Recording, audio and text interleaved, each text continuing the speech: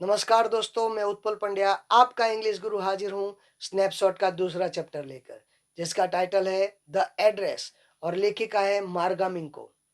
दोस्तों, इस वीडियो में हम आधी कहानी जो हमने अगले वीडियो में बाकी रखी थी उसको लाइन टू लाइन पढ़ेंगे और इसका हिंदी अनुवाद करेंगे।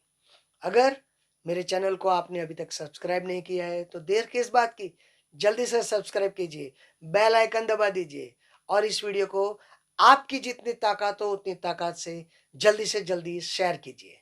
ठीक है, ये कहानी है दूसरे वर्ल्ड वॉर के टाइम की। चलिए आगे बढ़ते हैं। But gradually everything became more normal again. जैसे ही समय गुजरता गया सारी चीजें फिर से सामान्य होने लगी। Breed was getting to be a lighter colour. अब मेरी ब्रेड का कलर भी थोड़ा हल्का होने लगा था। There was a bed you could sleep in unthreatened. मेरे पास मेरे रूम में रखा हुआ एक बेड था जिस पे मैं निश्चिंत होके सो सकती थी। A room with view you are more use to glancing at each day. और मेरा जो कमरा था जिससे जहां से मैं हर रोज बाहर झांकने के लिए आदी हो चुकी थी, बाहर देखने की मुझको आदत हो चुकी थी। यानी कि लेखिका अपने घर के बारे में जो पे जहाँ पे वो रेंट पे रहती थी उस घर के बारे में बताती है। And one day I noticed. अचानक एक दिन मुझे पता लगा कि I was curious about all the possessions. मुझे मेरी सारी चीजों के बारे में जानने की क्यूरियोसिटी आई है। That must still be at that address, जो अभी भी उस पते पे होंगी, यानी कि मार्कोनी स्ट्रीट हाउस नंबर 46 पे होगी। I wanted to see them, touch and remember. मुझे इच्छा हुई कि मैं उन चीज़ों को दोबारा से देखूं, उनको छूं और पुरानी यादों को ताज़ा करूं। अब क्या होता है? After my first visit in when to Mrs Darling's house, पहली बार जब वो मिसिस डॉर्लिंग के घर उनको मिलने गई थी, वो मुलाकात व्यर्थ रही थी। I decided to try a second time, लेकिन इस बार मैंने सोचा कि मैं दूसरी बार वहां पे जाऊंगी। Now a girl of about 15 open the door to me. अब एक 15 साल की लड़की ने दरवाजा मेरे लिए खोला। आई asked her if her mother was at home. मैंने उससे पूछा कि क्या तुम्हारी माँ घर पे है? No she said. उसने कहा नहीं है। My mother has doing my mother is doing an errand. Errand यानी कि किसी का संदेशा किसी को देने के लिए जाना। तो लड़की बताती कि मेरी माँ किसी को संदेश देने के लिए गई है। No matter, I said, I will wait for her. मैंने बताया कोई बात नहीं, मैं उनके लिए यहाँ पे इंतजार करूंगी। आई followed the girl along the passage. एक पैसेज के अंदर मैं लड़की का पीछा करते हुए उसके घर में गई। An old fashion iron Hanukkah candle holder hung next to a mirror. Hanukkah candle holder, Hanukkah यानी कि एक त्योहार आता है जिसमें सब लोग कैंडल्स जलाते हैं। तो हनुक्का के त्योहार के दौरान कैंडल्स जला के रखने वाला एक भारी सा स्टैंड जो कि आईने के पास में टंगा हुआ था, वो मैंने देखा। We never used it because it was much more cumbersome than a single candle stick. वो लड़की बताती है कि हम इस स्टैंड का कभी इस्तेमाल नहीं करते हैं क्योंकि एक सिंगल स्टैंड के मुकाबले में ये काफी भारी है। Won't you sit down? Asked the girl. लड़की ने मुझे पूछा, क्या तुम बैठना नहीं चाहोगी? She held open the door of living room. उसने अपने बैठक रूम का दरवाजा खुला छोड़ा। And I went inside past her. और मैं उस लड़की के पीछे पीछे उस रूम में चली गई। I stopped horrified. डर के मारे मैं वहां रुक गई। I was in a room I knew and did not know. मैं उस रूम में थी जहाँ की सारी चीज़ों को मैं जानती थी, लेकिन उन चीज़ों को जिस तरह से रखा जाना चाहिए था वैसे नहीं रखा था। इसी वजह से लेखिका बोलती है कि मैं जानती भी नहीं थी। I found my self in the mist of things. मैंने अपने आप को इन चीज़ों के बीच में पाया। I did want to see again, जिनको मैं दूसरी बार देखना चाहती थी। But which oppressed me in the strange atmosphere. लेकिन एक स्ट्रेंज एटमोसफियर में इन चीज़ों ने मुझे पीड़ा देना शुरू कर दिया। कैसी पीड़ा? पुरानी यादों को याद दिला के। और because of the tasteless way everything was arrange. और शायद उस वजह से क्योंकि इन चीज़ों को अच्छी तरह से रखा नहीं गया था।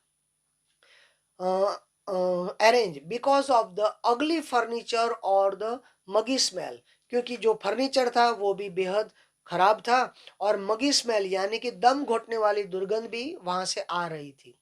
दैट हंग देयर, वो वहां पे टिकी थी। I don't know but I scarcely dared to look around me, मुझे पता नहीं था कि मैं यहाँ क्यों आई हूँ, लेकिन मुझ में अभी इतनी हिम्मत भी नहीं थी कि मैं अपने आसपास देखूं। The girl moved a chair, लड़की ने मेरी तरफ एक चेयर सरकाई। I sat down and stared at the woollen tablecloth, मैं बैठी और एक लकड़ी के टेबल पे जो टेबल क्लॉथ था उसको देखा। आई रब्ड इट, मैंने उसके ऊपर हाथ घिसा। My fingers grew warm from rubbing, हाथ घिसने की वजह से मेरी उंगलियों में गर्मी महसूस हुई। I followed the lines of patterns, उस पे बनी डिजाइन को मैंने महसूस किया। Somewhere on the edges there should be a bark mark, burn marks that had never been repaired, और मुझे लगा कि इसके कोने पे कहीं पे एक जले का निशान होना चाहिए जिसको कभी रिपेयर नहीं किया होगा। My mother will be back soon said the girl, वो लड़की ने बताया कि मेरी माँ जल्दी से वापस आ रही होगी। I have already made tea for her, will you have a cup, मैंने उनके लिए चाय बना रखी है, क्या तुम चाय पियोगी? थैंक यू, मैंने कहा शुक्रिया। आई लुक्ड अप, मैंने ऊपर देखा। The girl put cups ready on the tea table, लड़की टी टेबल पे चाय के कप तैयार कर रही थी। शी हैड अ ब्रॉड बैक, उसकी पीठ भी काफी चौड़ी थी, जस्ट लाइक हर मदर, जैसे उसकी मदर की थी। She power T from a white pot, एक वाइट पॉट से, वाइट जार से, सफेद जार से उसने 2 कप्स में टी भरी। All it had was a gold border on the lead, I remembered, और मुझे याद आया कि सभी चीजों के ऊपर एक गोल्ड बॉर्डर बनी हुई थी। She open the box and took some spoons out, उसने एक ड्रॉवर खोला, बॉक्स खोला, उसमें से कुछ चम्मच निकाले। That's a nice box, I heard my own voice, अचानक मैंने अपनी आवाज सुनी ये कहते हुए कि अच्छा बॉक्स है। It was a strange voice, लेकिन ये आवाज काफी विचित्र सी थी। एज दो each sound was different in this room, जैसे कि कोई भी आवाज इस रूम में अलग से महसूस होती थी। Oh you know about them, लड़की ने पूछा, तुम जानती हो इसके बारे में? She had turn round and brought me my T, वो मुड़ी और मुझे मेरी चाय दी। शी लाफ्ड, वो हंसने लगी। My mother says it is antique, उसने बताया कि मेरी माँ बताती है कि ये पुरानी है। We have got lots more, ऐसी तो कई सारी हमारे पास है। She pointed round the room, see for yourself, और उसने पूरे रूम की तरफ इशारा किया और बोला तुम अपने आप देख लो। I had no need to follow her hand, और जहां पे उसने इशारा किया, और जहां पे उसने इशारा किया उस तरफ मुझे देखने की कोई जरूरत नहीं थी। I knew way things she meant, मैं जानती थी कि वो कौन सी चीजों के बारे में बात कर रही थी। I just looked at the still life over the tea table, मैं अभी टी टेबल के ऊपर अपनी नजरें जमाई थी। As a child I had always fancied the apple on the pewter plate, और कांसे की बनी प्लेट पे जो एप्पल बना था, एप्पल रखा हुआ था, हमेशा मैं उसको देखकर आनंद महसूस करती थी। We use it for everything she said, उसने बताया मैं हर बात के लिए हम इसका इस्तेमाल करते हैं। Once we even ate off the plates hanging there on the wall, जो पुरानी या एंटीक सी प्लेट दीवार पे टंगी हुई है, एक बार तो हमने इन चीजों में भी खाना खाया था। I wanted to so much, क्योंकि मुझे काफी इच्छा थी इन चीजों में, इन प्लेट्स में खाना खाने की। But it wasn't anything special, लेकिन उन प्लेट्स में खाने के लिए कोई खास बात मुझे महसूस नहीं हुई। I had found the burn mark on the table cloth, इस वक्त मुझे वो बर्न मार्क मिल गया, वो टेबल क्लॉथ पे जो बना हुआ था। The girl looked questioningly at me, और एक जैसे कोई प्रश्न पूछना चाहती हो उस तरह से वो लड़की मेरे तरफ देख रही थी।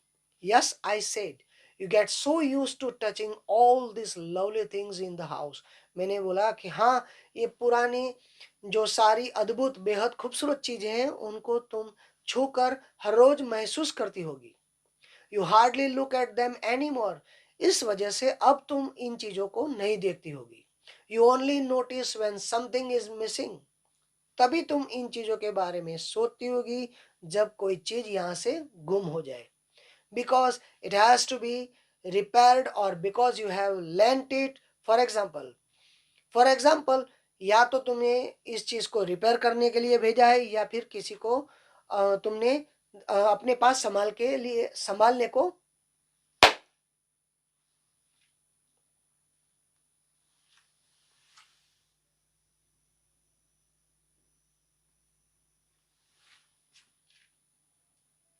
Yes, I said, you get so used to touching all these lovely things in the house. मैंने कहा कि हाँ, ये रूम में रखी हुई सारी सुंदर चीजों को महसूस करके।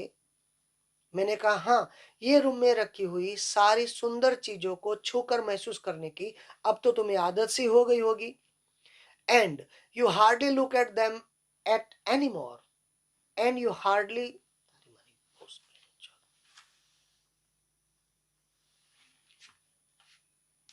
Yes, I said, you get so used to touching all these lovely things in the house. You hardly look at them anymore. मैंने कहा कि हाँ, ये रूम में रखी हुई सारी खूबसूरत चीजों को छूकर महसूस करने की अब तुम्हें आदत सी हो गई होगी। तो इस वजह से अब तुम्हें इनको देखने की कोई फुर्सत भी नहीं मिलती होगी या इच्छा भी नहीं होती होगी। You only notice when something is missing. तुम्हें तो तभी पता चलेगा जब कोई चीज गुम हो जाए। बिकॉज, क्योंकि it has to be repaired और because you have lent it for example. क्योंकि तुमने या तो इस चीज को रिपेयर करने के लिए भेजा होगा या किसी को संभाल के रखने के लिए दिया होगा। Again I heard the unnatural sound of my voice. फिर से मैंने अपने ही अस्वाभाविक आवाज को उस रूम में सुना। एंड आई वेंट ऑन, लेकिन मैंने बोलना चालू रखा। I remember my mother once asked me. मैंने बोला, मुझे याद है कि एक बार मेरी मम्मी ने मुझे कहा था, if I would help her polish the silver, कि क्या मैं उनकी सिल्वर से बनी चीजों को पॉलिश करने में उनकी मदद करूंगी। Was a very long time ago, लेकिन इस बात को काफी समय बीत चुका है। And I was probably board that day, और उस दिन मैं काफी बोर हो चुकी थी। और perhaps I had to stay at home because I was ill, और शायद ऐसा भी हुआ होगा कि बीमार होने की वजह से मुझे घर पे रुकना पड़ा होगा।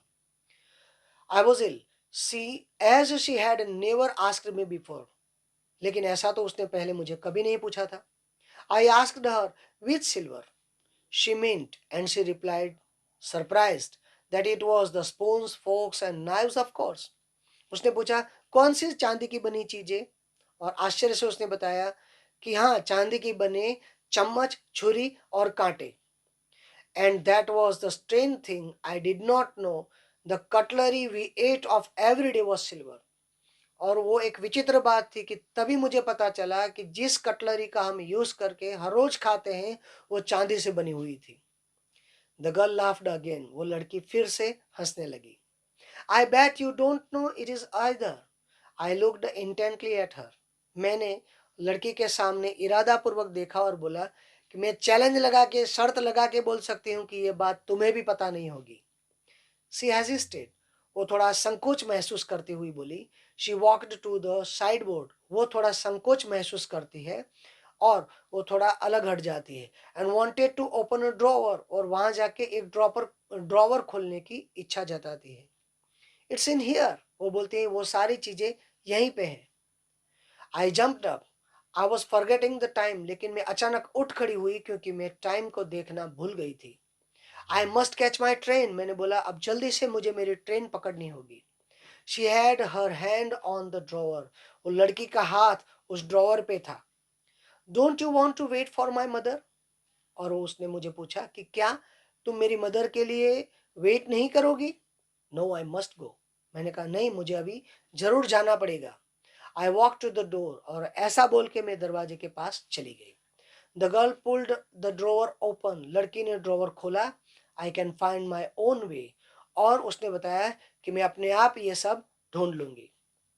As I walk down the passage I heard the jingling of spoons and forks. जैसे मैं वापिस पैसेज पे पहुंची तब मैंने वो फोक्स एंड स्पून्स यानी कि छुरी कांटे की और चम्मच की आवाज। जैसे ही मैं वापस पैसेज पे पहुंची तभी मैंने छुरी कांटे और चम्मच की आवाज आते हुई सुनी। At the corner of the road I looked up at the name plate. Corner पे जाके मैंने देखा, रोड पे जाके इस घर की बनी हुई नेम प्लेट पे। मार्कोनी स्ट्रीट इट सेड, उस पे लिखा हुआ था Marconi street. It had been at number 46, और वो लड़की नंबर 46 पे ही थी। द एड्रेस वॉज करेक्ट, वो पता तो सही था। But now I did not want to remember it any more, लेकिन अब इस पते को मुझे याद नहीं रखना था। I wouldn't go back there, अब मैं वापस उस पते पे नहीं जाने वाली थी। Because the objects that are linked in your memory with the familiar life of former times, क्योंकि जो चीजें थी जिनके साथ आपका पुराना नाता, पुराना रिश्ता था, वो instantly lose their value when served from them. जब तुम उनसे जुदा हो जाते हो तभी उनकी वैल्यू आपके लिए घट जाती है। You see them again in strange surroundings, और जब एक स्ट्रेंज सराउंडिंग्स, एक विचित्र माहौल में तुम इन सब चीज़ों को देखते हो, तब उनकी वैल्यू तुम्हारे लिए कम हो जाती है। And what should I have done with them in small rented room, और अगर मैं ये सभी चीज़ें वापस भी ले आती तो एक भाड़े के छोटे कमरे में मैं इन चीज़ों का क्या करती। where the shreds of blackout paper still hung along the windows, जहाँ पे फटे हुए काले कपड़े के पर्दे अभी विंडो पे लटके हुए हैं। And no more than a handful of cutlery fitted in the narrow table drawer, और टेबल के संकड़े ड्रॉअर में जरूरियात की थोड़ी बहुत कटलरी, कांटे, चम्मच और छुरी रखी हुई थी। उसके अलावा मेरे पास और कुछ नहीं था। I resolve to forget the address, resolve यानी डिसाइड फर्मली, मैंने अभी मैंने निश्चित कर लिया था कि इस एड्रेस को मैं हमेशा के लिए भुला दूंगी। All of the things I had to forget, ये सभी सारी पुरानी चीज़ों को मुझे भुलाना होगा। That would be the easiest, और यही सबसे आसान तरीका होगा। दोस्तों, इस कहानी का हम यहीं एंड करते हैं। मिलते हैं आगे के वीडियो में। Goodbye, take care.